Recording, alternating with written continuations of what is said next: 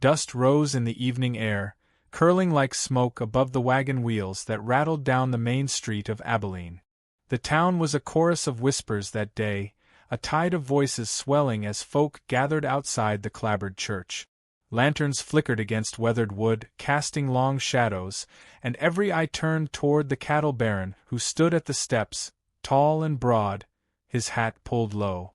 Elias McGraw was not a man given to hesitation, yet that evening, the steel in his jaw seemed forged less of pride and more of weariness. They said wealth could buy a man anything, but it could not buy him what he secretly yearned for, a hand that reached for him without calculation, a gaze that softened instead of measured.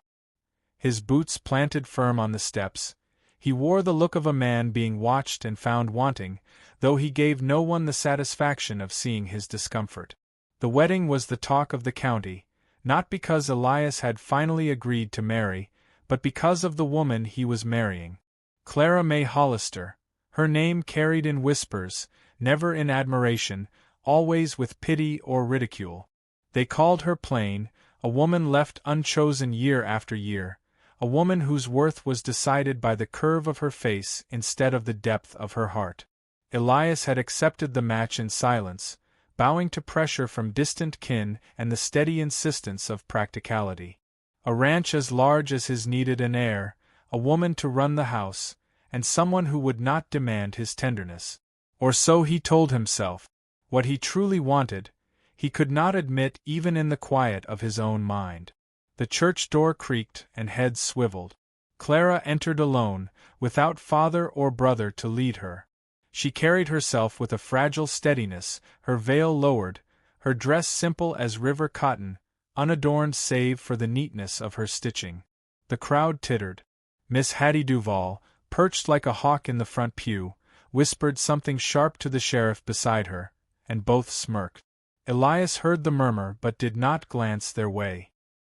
He stood stiff, arms folded behind his back, eyes fixed somewhere above her head as she walked the aisle. If he looked too closely, he feared he might reveal the disappointment the town already assumed of him. Yet Clara's steps, though quiet, filled the church with an unexpected gravity. There was a trembling in her hands, yes, but not in her spine. She walked toward him as though she had practiced meeting the world's cruelty with silence, and the silence had become a shield stronger than any man's arm. When she stopped beside him, Elias at last cast his eyes upon her. The veil blurred her features, and perhaps that was mercy, for it allowed him to imagine her without judgment for a moment longer. The preacher's words fell like stones in water, heavy and sinking, rippling through the congregation that listened with prying eagerness. Elias spoke his vows with the clipped tone of a man fulfilling a contract. Clara's voice, in contrast, was soft but unbroken, like the faint note of a violin played in a storm, fragile yet refusing to be drowned. When she placed her hand in his, he felt its warmth. A strange current stirred in him, a reminder that this was flesh and spirit, not a transaction. He withdrew his hand too quickly, masking the tremor with a cough, and the whispers swelled once more. Outside, the sun bled into the horizon, the ceremony ended, and the new bride and groom stepped into the brittle applause of the townsfolk. Clara's head was bowed, her veil catching the light, while Elias escorted her with the stiffness of a soldier marching to duty. Sheriff Boone muttered loudly enough for others to hear, Baron Shore settled low, and the laughter that followed was sharp as spurs. Elias's brow darkened, but he did not speak. Clara, hearing the words, did not falter in her step. That silence of hers unsettled him more than any outcry would have. The ride back to the McGraw ranch was long and wordless. Clara's hands clutched the fabric of her dress as she sat straight-backed in the wagon seat beside him, her profile turned toward the dying light. Elias stole glances when he thought she would not notice, but each time he caught only the outline of restraint, a woman holding herself together while the land stretched endless around them. At the ranch, he helped her down, his touch brief and awkward. She offered him no smile, no gratitude, only a quiet nod before disappearing inside the house. He remained outside for a long while, staring at the horizon until night took it. The following days passed with the slow rhythm of work. Clara was up with the dawn, tending the hearth, washing linens, stitching where fabric had worn thin. She moved about the house like a ghost, leaving behind traces of order, of care, but never demanding notice. Elias spent most of his hours with the men in the pastures, pushing cattle across wide fields, his presence at home reduced to shadows in the doorway. At the supper table, silence reigned. He chewed his bread, she poured his coffee, and neither asked nor offered words. Yet Elias could not help but notice how the ranch itself seemed steadier under her hand. The men commented on meals cooked with quiet skill, on shirts mended so finely one could barely find the tear. And there was the boy, young Billy Carter, who worked as a hand despite his tender years. One evening, Elias found Billy sitting on the porch, legs scraped raw from a fall. Clara knelt beside him, her voice gentle, her fingers deft as she cleaned the wound. When the boy winced, she coaxed a laugh from him, soft and unguarded. Elias stood in the shadows, unseen, and for the first time felt something loosen in his chest. Still, the gossip of town grew sharper. Folks said the cattle baron had shackled himself to plainness, that a man of his stature deserved a beauty to match his wealth. Miss Hattie was the loudest of them, her tongue as quick as a knife. Every word drifted back to Elias, though Clara never mentioned them. He wondered if she heard, if she carried the sting in silence as she carried everything else. The thought unsettled him more than he cared to admit. One evening, as the sun drowned in crimson, Elias entered the parlor to find Clara bent over his coat. A lantern burned low beside her, casting her in golden shadow. Her fingers moved with care, stitching the torn seam where barbed wire had caught him. She did not notice him at first, and he watched her lips press together in concentration, her hands steady. It struck him then, no one had mended his coat in years. He always patched his own, or left them to fray. The smallness of the act felt vast, like a thread pulling at something buried deep within him. Clara glanced up then, startled to see him watching. For a heartbeat, something unspoken passed between them. She lowered her eyes quickly, murmured that the coat would be ready by morning. Elias nodded, his throat dry, unable to summon words. He retreated, yet carried the image with him into the night, the soft glow of her hands working to hold his world together, even as he kept her at arm's length. Thus the first weeks of their marriage passed, not in passion or warmth, but in shadows and silence, each of them bearing the weight of expectation, rejection, and something unnamed that lingered in the air between them. And yet, like the faint stir of wind before a storm, Elias felt change whispering, fragile but insistent. He could not name it, nor did he know what it would bring, only that the silence no longer felt quite so empty. The days lengthened into summer, and the prairie wind grew restless. Elias rose before dawn as always, the creak of saddle leather his only companion, yet his eyes were drawn more often to the house than the horizon. Clara kept to her tasks with unbroken rhythm, washing, mending, tending the hens, but there was something in her quiet that began to unsettle him. It was not submission, as he had once assumed. It was endurance. She carried herself as though she bore every harsh word whispered in town, every glance cast her way, and yet she would not let them crush her spine. Elias found himself watching her when he should have been counting cattle, listening for the sound of her step in the house when he should have been tallying accounts.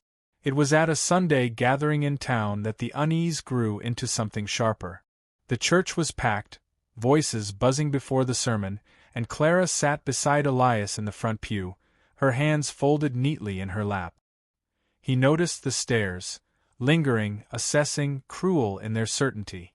Miss Hattie, draped in bright silk, leaned toward Sheriff Boone and let her tongue loose. A cattle baron tied to a shadow. Shame, isn't it?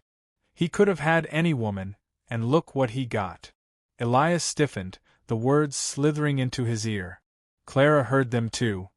He saw the faint quiver of her chin though she did not raise her eyes.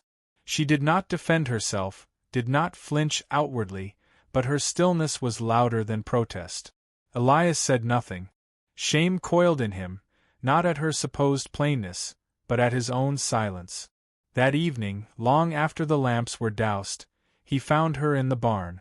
She sat on a bale of hay, stroking the head of a calf that had been separated from its mother, her veil of hair fallen loose about her shoulders. The sight stopped him. She whispered to the animal as if it understood her loneliness. Elias watched from the doorway, his chest heavy with something he could not name. He had thought this marriage a cage, yet he saw now that she was the one living inside walls built by gossip and his own indifference. He wanted to speak, but words failed him. He left quietly, though the image followed him into his sleep. The turning came with the storm. It arrived without warning, a roar of wind and a sky split open by lightning.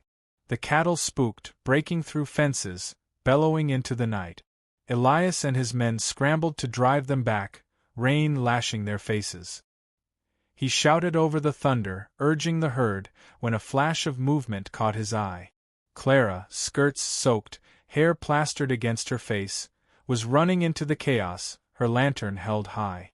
"Get back!" he shouted, but she did not falter.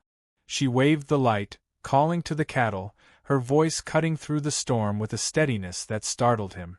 Together they pressed against the tide of panic, shoulder to shoulder, mud sucking at their boot.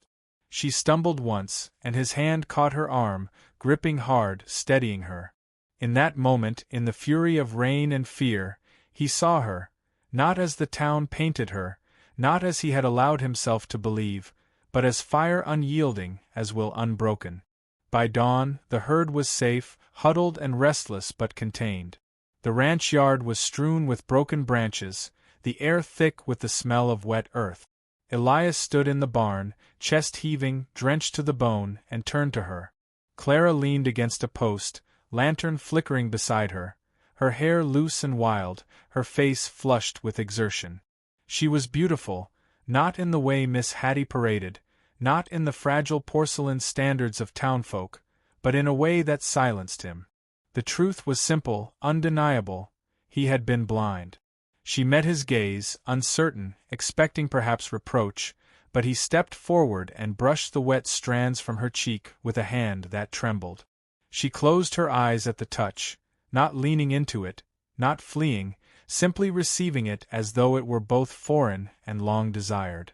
No words passed between them, and yet something shifted, irreversible. In the days that followed, Elias's manner changed in ways small but unmistakable. He lingered at the supper table instead of rushing back to the bunkhouse. He listened when she spoke, though her words were few. He walked beside her to town instead of ahead.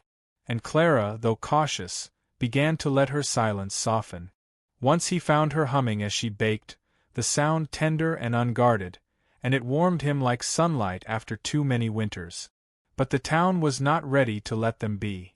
At the next gathering, Miss Hattie's tongue lashed sharper than ever. "You've a fine herd, Elias. Shame your bride doesn't shine half so bright." Laughter rippled. Elias felt the old instinct to remain stone-faced, but he looked at Clara then, her downcast eyes, her hands clenched in her lap, and something inside him rebelled. He rose to his feet, voice steady but fierce. "A man could search 100 lifetimes and not find what I have found. Strength that does not bend to cruelty. Kindness that holds this house together. Beauty that does not fade with the sun." His words rang through the church, silencing the laughter. Clara lifted her eyes, wide with astonishment, a flush rising in her cheeks. For a heartbeat, no one spoke. Then whispers spread, softer this time, uncertain. Sheriff Boone cleared his throat, looking away. Even Miss Hattie faltered, her smirk stiffening before she turned aside. Elias sat again, his hand resting openly over Clara's where it lay on the bench. She did not move it. Her shoulders eased, her gaze no longer fixed to the floor but lifted, as though a weight had at last been shifted from her. On the ride home, the prairie stretched endless, but the silence between them had changed. It was no longer the silence of strangers but of two souls who had glimpsed each other at last. Elias drove the team steady, the reins loose in his hands, while Clara sat beside him, her veil pushed back, her face unhidden to the evening light. The wind caught her hair, and he thought she looked freer than she ever had before. That night, as they entered the house, Elias paused at the doorway. He spoke her name, softly, as if testing how it felt on his tongue. She turned, and in her eyes he saw not fear nor doubt, but something fragile and luminous, waiting to be nurtured. He did not declare love, such words were too raw, too soon. But he carried the coat she had mended, laid it gently across the chair, and said simply, "Thank you." It was the first word of gratitude he had given her, and in it lay all the promise of what might come. So the cattle baron who once believed himself chained found, instead, that he had been blind to the lantern burning before him. And the woman the world called plain had revealed a beauty born not of features but of fire. The story did not end that night, it only began, but the truth was clear as the stars spread across the darkened prairie. Judgment can build prisons, but grace has the power to tear them down.